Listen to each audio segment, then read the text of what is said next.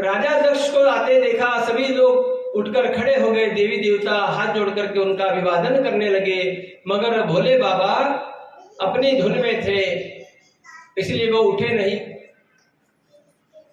और ना ही उनको नमस्कार किया। ये जब देखा राजा दक्ष ने, राजा दक्ष को बड़ा क्रोध हुआ, वह भोले बाबा को अपशब्द कहने लगा, यहाँ तक कि वह उनको श्राप देने की भी तैयारी करने लगा, मगर कुछ ऋषियों ने जब उसको रोक लिया तब फिर भी उसने श्राप दिया और वहां से क्रोध भरे मन से उस सभा से चला गया। ये बात भोले बाबा को भी अच्छी नहीं लगी कि मैंने तो कुछ गुनाह किया नहीं, आखिर ये राजा सब के लिए है, मेरे तो ससुर जी हैं। और यही बात उसका भी कहना था, दक्ष भी यही कहता था कि चलो राजा के लिए नहीं तो नहीं, कम से कम अपने ससुर के लिए तो खड़े हो जाते। मगर भोले बाबा तो अपनी मस्ती में थे, वो खड़े नहीं रहे, इनको बड़ा क्रोध आ गया और ये क्रोध बने मन में उनको श्राप दे करके चले गए। और जब ये बात नंदिकेश्वर को पता चली तो नंदिकेश्वर ने भी उस जो वहां पर उपस्थित थे राजा दक्ष को उन्होंने श्राप दे दिया कि जा, तूने हमारे प्रभु की बुराई की है, जा, तेरा शिष्य तेरे धड़ से अलग हो जाएगा, तेरा मुंह बकरे का हो जाएगा। तू मैं करता है ना, तो तेरा मुंह बकरे का हो जाएगा, जा, मैं तुझे श्राप देता हूं। और आगे क्या हुआ, एक दिन राजा दक्ष के यहाँ पर बड़े यज्ञ का आयोजन किया गया और अगर हमारे यहाँ पर कोई बड़ा मांगलिक कार्य होता है तो हम हमारे सभी रिश्तेदारों को बुलाते हैं। जब पार्वती ने देखा, सती ने जब देखा, सती ने देखा कि उसकी बहन चंद्रमा के साथ, अपने पति चंद्रमा के साथ जब जा रही है तो उसको रुकाया, अरे रुक रुक बहन, कहाँ जा रही हो? उसकी बहन ने कहा मैं जा रही हूँ, पिताजी की यहाँ पर यज्ञ का कार्यक्रम रखा गया है। अच्छा, क्यों तुझे बुलावा नहीं आया क्या? उसने कहा आया होगा, शायद भोले बाबा को कहा होगा, मुझे इसके बारे में कोई जानकारी नहीं है। ठीक है, तुम चलो आगे, मैं आती हूं। ऐसा कहकर उनको आगे भेज दिया और सती आई। सती आकर भोले बाबा के पास बैठी है। भोले बाबा के पास आकर के कहती है, बाबा मुझे जाना है, क्या आपको निमंत्रण आया है क्या? अभी मेरी बहन ने कहा है कि मेरे पिताजी ने बहुत बड़ा यज्ञ का आयोजन किया है और मेरी सभी बहनें वहां पर आ रही है, तो आपको निमंत्रण आया है क्या? भोले बाबा ने कहा नहीं, मुझे तो कोई निमंत्रण नहीं है। तब यह कहने लगी, सती कहती है भोले बाबा से कि बाबा मुझे जाना चाहिए। तब भोले बाबा ने कहा, देखो बिना निमंत्रण हमें कहीं भी नहीं जाना चाहिए। अच्छा, बिना निमंत्रण का कहाँ नहीं जाना चाहिए? एक किसी के विवाह में, एक किसी के बर्थडे पार्टी में और एक एनिवर्सरी पार्टी में, या कोई बड़ा मांगलिक कार्यक्रम हो, वहां पर बिना बुलाए जाना नहीं चाहिए। और कहाँ जाना चाहिए? जहां पर सत्संग हो रहा हो, जिस मंदिर में प्रभु जी विराजमान हो, या जहां भागवत कथा हो रही हो, राम कथा हो रही हो, शिव महापुराण हो रही हो, वहां पर जाना चाहिए। वहां निमंत्रण की जरूरत नहीं है। ऐसी जगह निमंत्रण नहीं भी मिलता है तो आप जा सकते हैं, कोई आपको रोकेगा थोड़ी। मगर किसी के मांगलिक कार्य में आप बिना बुलाए चले गए तो आपको अपमान का सामना करना पड़ सकता है।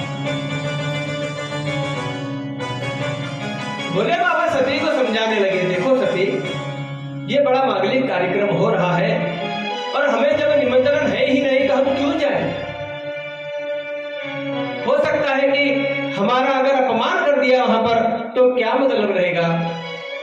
मगर सती नहीं मानी, सती जिद करने लगी। तब भोले बाबा को आज यह बात बतानी पड़ी, न चाहकर भी बतानी पड़ी कि सुनो सती, एक दिन जब सभा में मैं बैठा था, तुम्हारे पिता वहां पर आए, राजा दक्ष, और आने के बाद मैं समाधि में था, मैंने ध्यान नहीं दिया और मैं उठकर खड़ा नहीं हुआ, तब तुम्हारे पिता ने मुझे अपशब्द कहे, यहां तक कि उन्होंने मुझे श्राप भी दिया, मगर मैं चुप रहा, मैंने एक शब्द नहीं कहा। अब अगर इसके बाद भी तुम्हें ऐसा लगता है कि पति का अपमान करने के बाद भी तुम वहां जाना चाहती हो, तो तुम जा सकती हो। सती ने मन में विचार किया कि मेरे पति का अपमान किया, अब तो मुझे जाना ही चाहिए। मैं पूछूंगी जाकर के कि आपको किसने अधिकार दिया मेरे पति का अपमान करने का। पति पत्नी का गौरव होता है, अगर कोई अपने पति पर कोई इल्जाम लगाता है या उसको कोई लांछन लगाता है, तो उस पत्नी का धर्म है पति के सामने आकर के उसका सामना करे।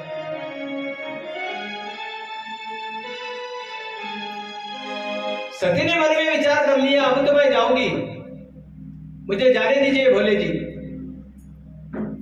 भगवान भोले बाबा ने कहा, अरे जाने दो, जो हो गया छोड़ दो। नहीं नहीं, मैं तो जाऊंगी।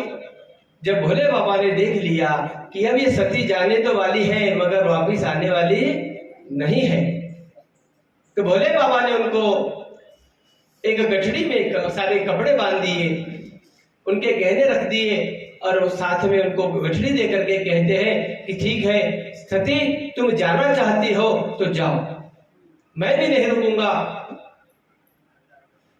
अपने गणों को कहा कि जाओ सती के साथ जाओ, उसकी रक्षा करो। नंदकेश्वर पर सती बैठी है और अपने पिता राजा दक्ष के यहां पर जा रही है।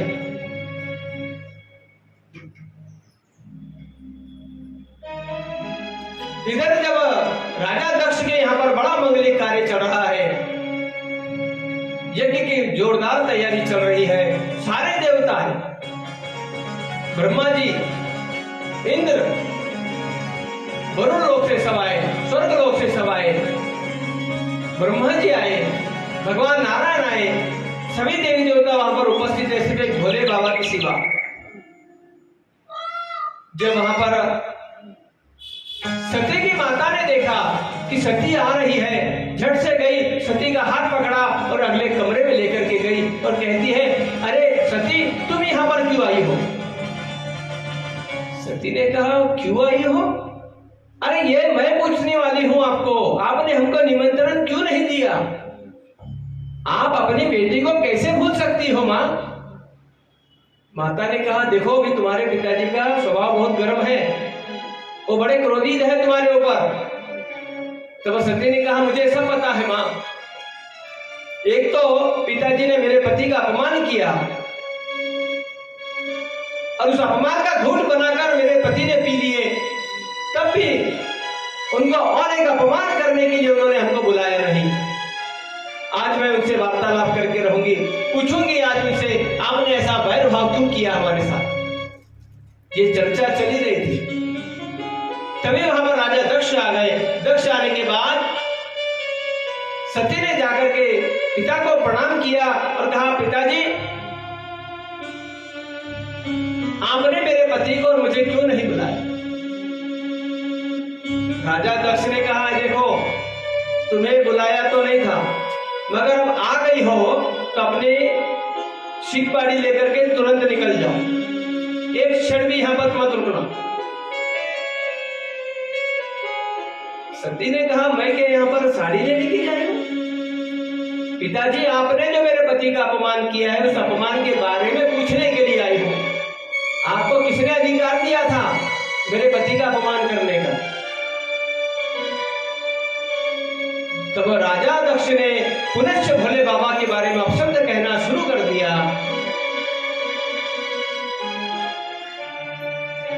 ये बात सती को नहीं करनी।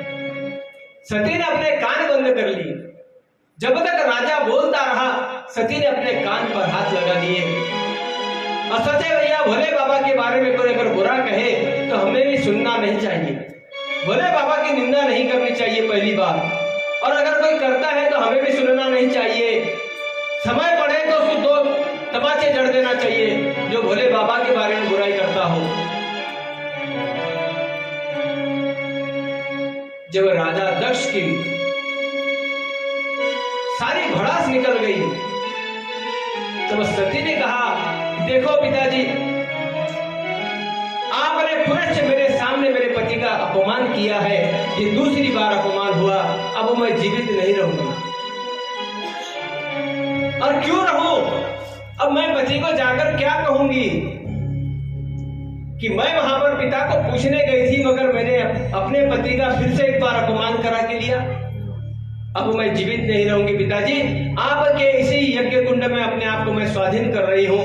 ऐसा कहकर सती ने उस कुंड में उड़ी मार दी और वहां पर धूप करके जलने लगी। ये देखा गणों ने, देखा, गण जो है चिल्लाकर दौड़ने लगे, भोले बाबा के पास आए नंदिकेश्वर और कहने लगे, बाबा, भोले बाबा, अनर्थ हो गया। भोले बाबा ने कहा, क्या हुआ? नंदी ने कहा, भोले बाबा, अब सती मां नहीं रही, सती मां ने अपने आप को उस कुंड में डाल दिया, अग्नि के स्वाधीन कर दिया, वो धू करके जल रही है। भोले बाबा बचाओ, सती मां को बचाओ। भोले बाबा उठे, बड़ा क्रोध आ गया, अपनी जटा को खोला और शिला पर पटका, उसके अंदर से वीरभद्र उत्पन्न हुआ। वीरभद्र उठ करके आ गया, कहता है, प्रभु आदेश करें। वीरभद्र से कहा, जाओ राजा दक्ष के उस यज्ञ का विध्वंस करो और राजा दक्ष को भी समाप्त कर दो। तो वहां पर वीरभद्र ने अपना शंख बजाया। शंख बजाते ही अनेक प्रकार के भूत प्रेत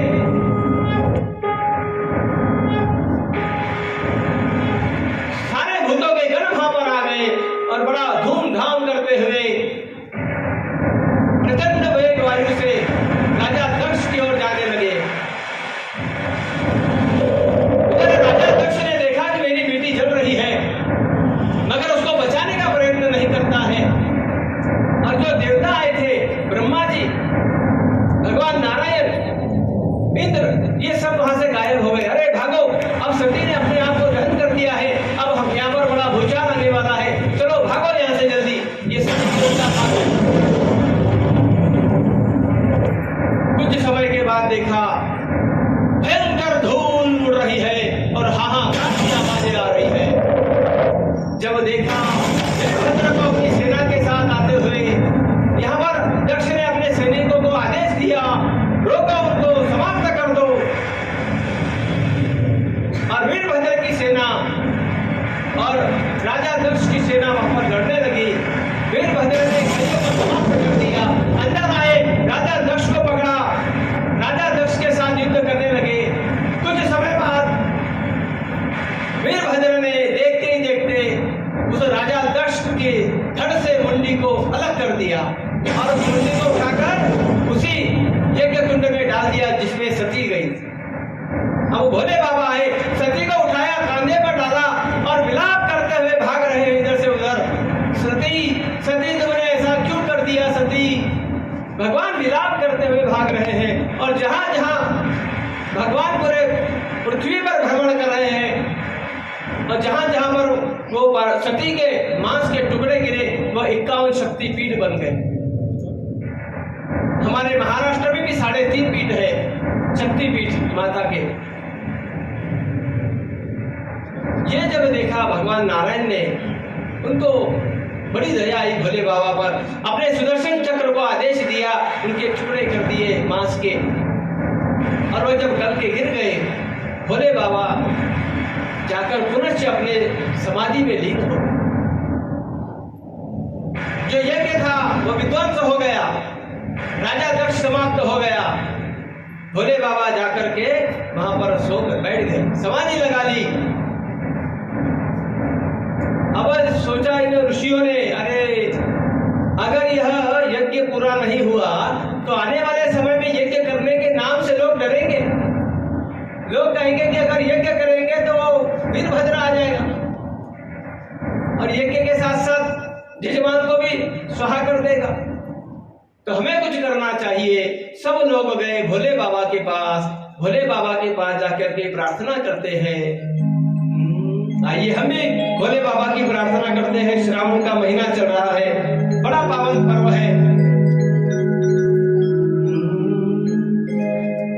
ओम नमः शिवाय, ओम नमः शिवाय, हर हर भोले नमः शिवाय, नमः शिवाय, ओम नमः शिवाय, हर हर भोले नमः शिवाय, नमः शिवाय, ओम नमः शिवाय, हर हर भोले नमः शिवाय, ओम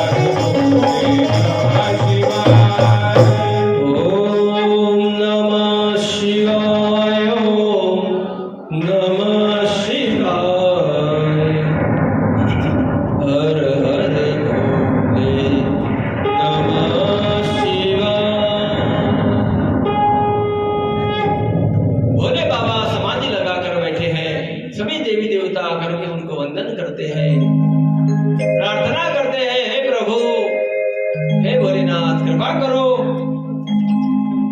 जब भोले बाबा के नेत्र खुले, थोड़ा क्रोध शांत हो गया बाबा का। तब ब्रह्मा जी ने हाथ जोड़ करके प्रार्थना की, हे देव, मैं जानता हूं आप संपूर्ण जगत के स्वामी हैं, क्योंकि विश्व की योनि शक्ति और उसके बीज शिव से ही है। एक रस पर ब्रह्म है, वह आप ही है। कृपया करें और हमारे साथ चलकर इस यज्ञ को पूर्ण कराए प्रभु।